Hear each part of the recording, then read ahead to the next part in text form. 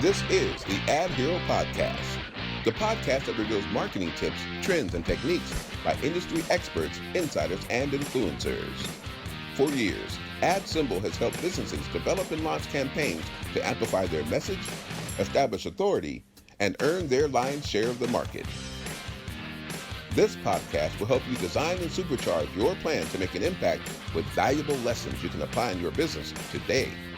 To get more information or start now, visit adsymbol.com. That's ADSEMBLE.com. Let's get started. Welcome to the AdHero Podcast. Happening every Friday here on adsymbol.com. My name is Gino Giovanni. And I'm Matthew Olivieri. We are your personal ad heroes. Gino, what's on tap for this week? This week, we have how to build trust with clients in a pandemic. A very poignant topic indeed. Certainly a necessary one given what everybody's going through worldwide. I can't wait to dive into this. We're going to be bringing 3 key points that everybody needs to know and remember when building that trust with your clients during this time. But before we jump into all of that, we got our banner section. Oh, yes, and we got some exciting news, especially from the comic book movie realm. New Mutants finally opens up. DC Film releases 3 movie trailers. Burger King invests in Twitch donations. And That's right. And a little something else that we heard from a bird talking about Apple and a search engine. New Mutants finally opens up, like I said, in select theaters around the country. So you can't just go out to your local AMC and see it. There's a podcaster I know of who had to go all the way from Los Angeles to Las Vegas to go see this new film. That's hardcore dedication. And it's actually the 5th time that they've had a release date. They've been trying to release this film since 2018. Right. This is like the Marvel movie that just like cannot get a proper launch, right? It just keeps getting put off, and now it gets a halfway launch, I guess you could say, because it's in just select theaters. But Correct. What are the early reviews coming out about? Are people digging it that have seen it? For a crowd, last time I checked, and that was a few hours ago on Rotten Tomatoes, about 58% crowd favored and a 20% for the critics. Ouch, 20%. Bummer. Now, I don't go by Rotten Tomatoes much. It's just so weird, because the crowd can love a movie, but the critics not like it. Or vice versa. I've seen that happen too, where critics just rant and rave, and the crowd goes, Right. I'll wait for video on demand. This is we've been talking about this on recent episodes. The movie theaters, they have a mighty task, mountain to climb here to get people back in. I know I've been waiting for the theaters to open back up again. I'm excited to go back and check out a theater while keeping social distance and, washing my hands and being careful, everything like that. Right. But I just think that there's just like this, people have now grown accustomed to waiting for movies to come out on video on demand and watching it in the comfort of their home. They're feeling safer watching the video movies at home. Certainly on streaming services. We've been talking a lot about that lately on the podcast. So, it's going to be rough. If New Mutants was playing here locally in our Bay Area theaters, I would be down because I've been waiting to check this one out. But we'll have to wait and see. Maybe this other wave of movies that is coming out from the DC film universe will really get people flooding the theaters again. Right. Of course, we are talking about the movie trailer drops of the Batman, Wonder Woman 84, and the Suicide Squad. Gino, have you seen the trailers for all 3 of these, and what are your first impressions? I have, and I'm actually very impressed. I want to see all 3 of these films. I haven't been this hyped up for a DC film in quite some time. I like that they're continuing the story of the Suicide Squad as new director James Gunn doesn't want to make it look like a sequel. Another trailer for Wonder Woman 84. I don't know how many trailers they're going to have, but I'm excited for that movie. The first one was pretty good. And this Robert Pattinson, The Batman, directed by Matt Reeves, looks pretty sick. It's like a new kind of way that they're introducing Batman. Has nothing to. Doesn't look like it has anything to do with the DCEU proper. It looks like its own standalone film. Go check out Colin Farrell in his makeup as the Penguin. Yeah. You can't even recognize him. That's what a good job they did. Yeah, I saw that trailer of the Batman with Robert Pattinson, and I got really excited. I think that's going to be pretty cool. I can't wait for it. So those are going to be 3 big releases that might catapult the movie-going audience back into the theater seats. I certainly hope so. And some people think that DC is in a better position than the Marvel's cinematic universe. Gotcha. Totally agree. We'll have to wait and see. Now, what's going on with this Burger King invest in Twitch donation readouts to run ads? Give the audience a rundown about what this is all about. So basically, Burger King is investing in Twitch users and sending them all shout outs and also telling them to go to Burger King. Basically, plain and simple, and that's all coming from PC Gamer. So let me understand, or let me rather clarify for our listening audience who doesn't know. We talk about Twitch on here. I have a Twitch stream. Come check it out. MJO Snaps. Yes. Been watching you. Come check it out. I like to stream Call of Duty and several other games. Have a good time on the platform. Here's how readouts work. All right. The concept behind readouts is if you're watching a gamer or anybody on Twitch, you can donate $3 or $5 to that individual. And when you donate, you can type a message. And you hit send, and it'll read the message on screen while the person is playing the video game. It'll print the message, and it'll also use like this robotic voice to read the message.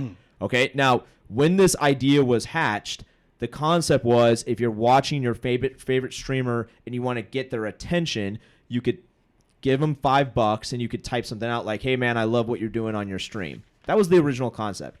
Somewhere along the line, Burger King people or their agency, one of the two, they got really crafty and they got pretty creative. I'll give them that. It's a totally creative idea. They would donate the $5 and they would type a message out such as, here's $5 for your next visit to Burger King so you can get a delicious Whopper. Now, when they do that, it's going to read it on the screen in that robotic voice, and everybody watching the streamer sees and hears that message. Okay? So it's a pretty creative way to kind of like, I'll call it like stream sniping, which there's actually an actual term called stream sniping, which is like a different thing. But it's a way for a brand to basically like hack into a really popular streamer's stream and print a message there that's an advertisement for only $3, $5, and you could have a streamer that has 100,000 viewers. So for $3, your message is read and heard by 100,000 people at once. Pretty crazy, pretty sneaky, pretty clever. As a streamer myself, I hate this. I'm going to go on the record right now. I hate that Burger King did this because Wendy's and Jack in the Box and everybody else is just going to pile on and try to do this. But there may be a catch. What is the catch? What was recently announced by Twitch after Burger King was kind of caught doing this? Well, they violated the terms of service. And as a result, their account was banned, or what was? That's the article didn't explain that because it was actually very interesting. Because in the very beginning of the article, it stated that the author was like, "Well, I don't see any problems here." And then as it got later in the article, it stated that, "Yeah, Burger King violated terms of service, so they aren't supposed to be doing any kind of commercial advertising." But let me just make a point. Granted, they did something that maybe they probably shouldn't have done, and they did obviously violate terms of service if that's what Twitch is saying. But I will give them props to the modern day version of guerrilla marketing. They saved a lot of money apparently than investing in commercials, people to talk or film, production, everything. And so into just hitting up users directly with a message so that everybody else can hear them. Brilliant. From that perspective, it's marketing brilliance. Totally give them credit for that. And the press. They've gotten a ton of press, and then the streamers make videos out of it, so they're getting additional airplay on YouTube and everything like that. They're talking about this, the streamers are getting hungry or they're getting pissed off. everyone's talking about. Yeah. So, like the old saying, even bad press is still press. Yeah, I mean, I totally get that aspect of it, and props to them for seeing that opportunity and getting crafty and doing that. But again, I'm just thinking that, please, if you're other brands like fast food chains and other brands in general, I agree. Don't do that, because streamers don't, like, the idea is to really connect with your audience while you're playing a game. Right. And that's been my experience. Right. And if it starts getting commercialized like that, it's just going to ruin it for everybody. So I'm glad Twitch jumped in and basically slapped their hand and say, don't do this again, or maybe they banned them. I don't know. Yeah. But it's just, clever, interesting, but, hate it. Too much marketing. Too much marketing. Yeah. Let's move on to the main meat and potatoes of the episode. Gino, what is going on first and foremost? What is this update with the pandemic, and how is it affecting companies, and how is it affecting those companies' employees with the interactions with clients? Okay. So, well, if we start off with just the employees are requesting to kind of move out into different states during the pandemic, because their whole thing is just like, well, if I have to work from home, then why stay in a place like California, high in rent, or mortgage rates high, or what have you, or just the pandemic, maybe just you're in an area where it's highly infected, then you can go to somewhere else where hopefully you're not infected and you're not infecting anybody else. But you can move in where the costs are lower and still work from home. Yeah, that makes total sense. We broadcast from the Silicon Valley, San Francisco Bay Area in California. Very, very expensive place to live. Hell, even an expensive place just to rent an apartment. Then you factor in food and insurance and yada, yada, yada, yada, and the list goes on and on. So the concept here is, okay, a company is telling me I have to work from home because the government is saying I have to work from home. We can't be back in the offices just yet. Why do I have to stay in an expensive-ass place like California? Why don't I move to a much cheaper state like Montana or North Carolina, or hell, even a state like Nevada or Florida that doesn't even have state income tax, right? I mean, I get cheaper everything. Makes total sense, right? And you cannot knock employees of these companies for wanting to make that move. But it's the rub is that it's having this effect on client relationships, because all of these employees used to be coming to an office and they used to be interacting with one another in a room together, on whiteboards, figuring out, what the client needs, and then having these talks. And so what we wanted to bring to the table on this particular episode is, once a company gets past figuring out the situation of where their employees are going to be remotely working from, once you overcome that hurdle, what can you now do to continue to build that trust, keep the trust that you had with the clients before everything hit, but now as you're adding new clients on, how can everyone get on the same page? I think that's what we really want to get to, right? So the first thing is, in terms of the employee shuffle, I'll call it the employee shuffle. As an organization, if you work in an organization that has not figured this out yet, be an internal champion to tell your boss or your colleagues that you guys have to formulate a game plan to get on the same page with programs like Slack, like Google Chat, Google Hangouts, and of course, the Mac Daddy of them all, Zoom. Zoom has become like the de facto thing that everybody's using and working off of. You see celebrities using it to have meetups and stuff like that, right? You have to get comfortable with video conferencing. And the funny thing about video conferencing is many, many years ago, and Gino, tell me if you agree with this or not, but many years ago, video conferencing was seemingly something that was more a very expensive thing and very exclusive to big Fortune 500 companies. Classic conference room with massive TV and cameras and sound equipment, right? It wasn't really thought of something that the little guy would maybe use. I remember when my dad was telling me about it in like the early 90s when he worked for Apple. There you go. Right? Yeah. So it was a big deal back then. It was a big deal. Video conferencing, because you need a fast internet connection. Right. You need high-end equipment to pull it off. This is back in the day.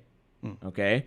But in light of the pandemic, everybody has had to figure out how to get on board with video conferencing. And that includes linking up just your basic laptop to the internet, downloading a program like Zoom, And full transparency, we're not being paid by Zoom to say this. No, we're not. Although, if you're listening, Zoom, give us a call. But, everyone's got to figure out it, and it's actually a really easy program to use. They have come out with new releases of it that's made it dramatically more simple to log in and launch a video conference. So everybody just needs to get comfortable with being in front of a camera, and I know that's nerve-wracking for a lot of people, but you got to feel comfortable with being in front of a camera. You got to spend a little bit of time of practicing the nuances of video chat, because if the person on the other end has a slow internet connection, that might interfere with how fluid the video looks. There could be drop off. There could be things. So as an organization, internally, practice. Here at AdSemble, we literally took time out of the day to practice calling one another on Zoom, right, just so we could experience what it's like to schedule a meeting, have someone log in, practice sharing a screen. Okay, so these are the things that you have to do as an organization internally first before you can even, and I remember distinctly we had a very big client call, and I just said, guys, we have to practice this Zoom thing before that client call, because I'm not going to just send the client the Zoom invite and not know what the hell to do if something goes wrong. You remember that, Gino? I do remember that, yeah. Right. So, we have, just it's silly, make fun out of it, have a good time, but practice, okay? And get comfortable, because that is the new norm, right? Right. Anything else to chime in on that employee shuffle aspect? It starts from the top. The organization has to know what, it's like you're in a ship and here's a big tidal wave. Or something bad will happen. So you have to either steer away or come up with something really quick to go down to your employees, and then the employees filter that marketing through the clients. Such as, like, I had a client recently that told me that they were doing internal marketing to start things off during this pandemic, and that marketing would go into their clients as well. So it was very interesting, and it's like, hey, look, that's something. If you need to, and this sounds very strange, but copy, cheat, steal from another company that will help your company in the sense that, like, in something good like this, then by all means. Yeah, 100%. I mean, so that's the main thing, is get situated internally first with one another, despite where everybody's calling in from or working from or dialing in from. Practice these technologies that are available in 2020, because everybody's internet is fast enough now. Most people's internet is fast enough now, domestically speaking, in the United States, to be able to handle these streaming services, right? Video streaming services. So get comfortable, practice them. So now let's talk about checkbox. You've done that. Now let's move to the client side of stuff, okay? So now you've practiced. Now you feel comfortable, as we do here internally at AdSemble, with sending out Zoom links to clients. Now you have to overcome the awkwardness of meeting clients on video chat, all right? And let me just put everyone's mind at ease. It is equally as awkward for you as it is for the other person also logging in to do this. That's a good point. Because we're all new at this. Right? This is one interesting thing about 2020, I just want to digress and say, it's very funny and interesting to me how some people have chosen to hit this pandemic pivot with a positive attitude and a can-do attitude and a roll up my sleeves, and this is what it is, and I'm going to figure it out, I'm going to survive. And my distinguished colleague here, Gino, called me up when the pandemic first really started hitting, and he said, I just really want to thank you and everything that AdSemble stands for, because none of this is a new experience for me. I feel like I've been in a pandemic mindset, since the day I started, right? It's like, I just got to run and gun and figure it out, and I got to hustle, and I got to roll up my sleeves, and I got to take on every challenge every single day, and I got to hunt for my kill. People were scared. So you have this other group of people that are like, oh, my God. Right. That's what people talking about. What are we supposed to be doing? I can't handle myself. Get over it. Like, this is the new norm, man. There's no turning back. It's not going backwards. It's only going forwards and up. Okay, so with that being said, everybody is kind of rolling up their sleeves, figuring out the Zoom thing together. So when you send out that invite and it's time for that client call, Just know that when they get on the client call with you, there might be a little bit of awkwardness there on their end too. That's okay. If you want to help ease into it, make a little joke. Make a little joke. Should be doing that anyway if you're on a sales call. But yeah. Build that rapport. A classic one that I like to use is, I got my suit up top, but I'm wearing my board shorts down below and my sandals. Yeah. Just make a little gag like, hey, isn't this great? I don't have to wear a full suit now. I just have to wear, it's almost like going to a wedding with one of those tuxedo T-shirts. Oh, yeah. Make a little joke, lighten up the room, right? Okay. And then the other thing that you can do is don't be nervous if you have technical difficulties. So earlier I mentioned that the other person's internet connectivity level might impact the stream quality. So you might be sitting in a high-speed a home office with maxed out internet, but the person on the other end might be at their home and they might have shoddy internet. That could potentially affect the stream quality. So if, maybe even preference things by saying, hey, listen, if we get cut up, if the stream starts getting choppy, I might just end it and try to recall you back, just heads up. Just make it really easy for the person, your client, to feel like you're in control of the dialogue. What do you want to add to that, Gigi? I was going to add that, one, I agree, and you should, be making things kind of light in this situation. At least that's what I do when things get kind of treacherous here. But I just kind of relate it back to what I did, and I was just very real with people, very transparent.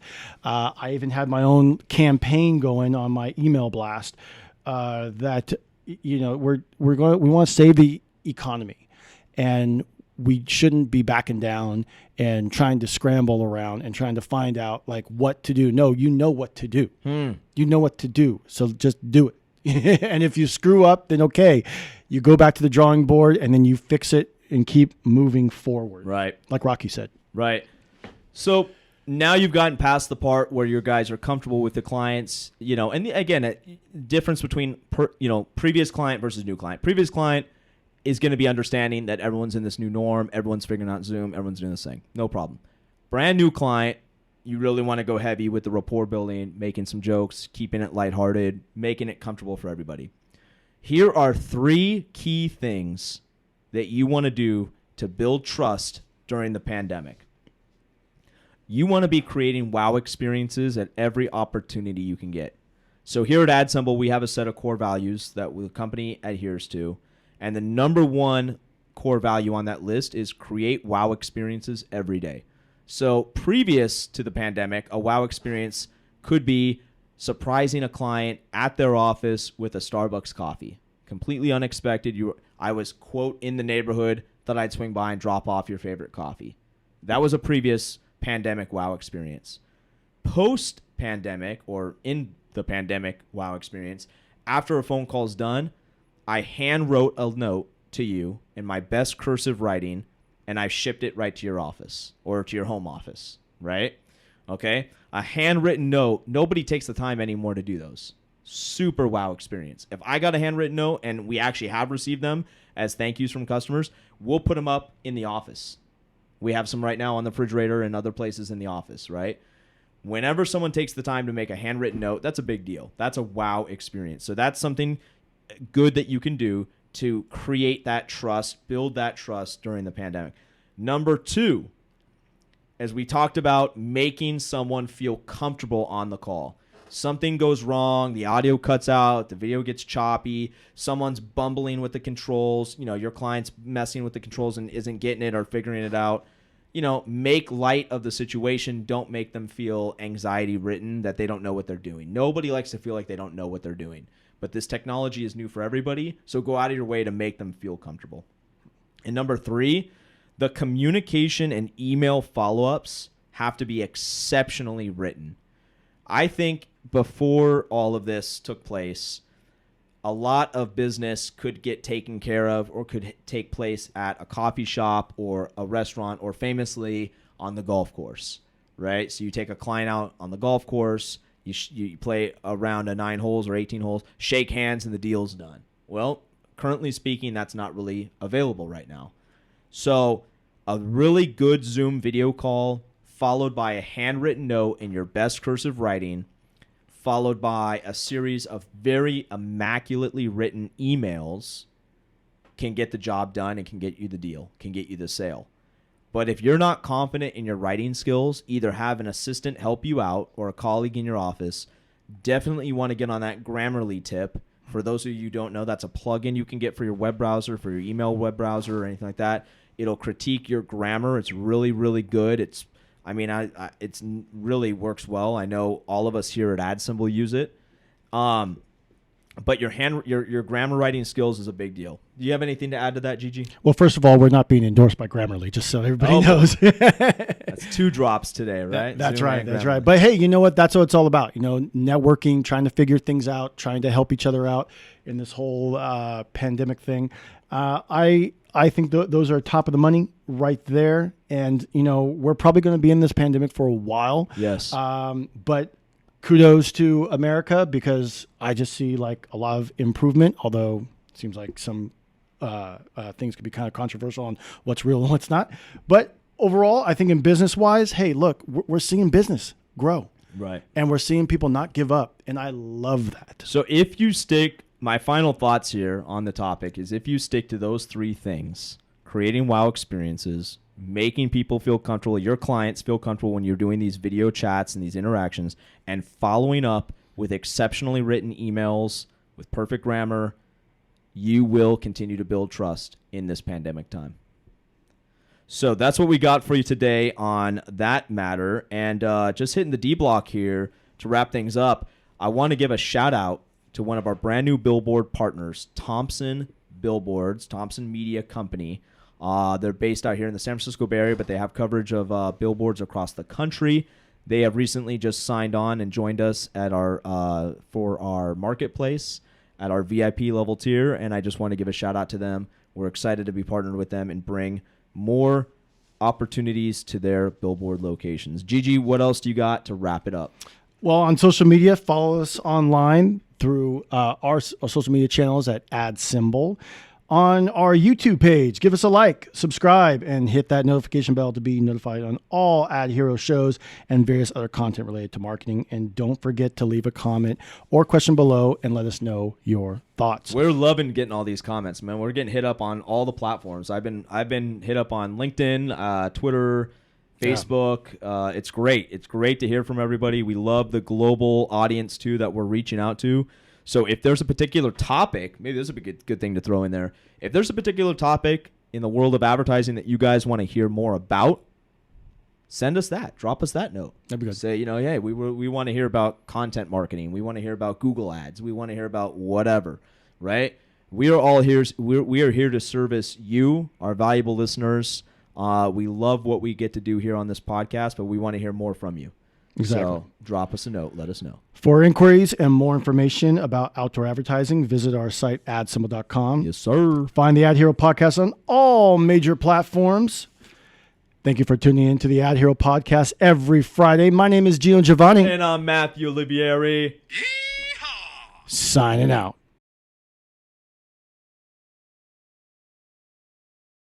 Want to advertise big and build massive brand authority at the same time? It's easier than you think.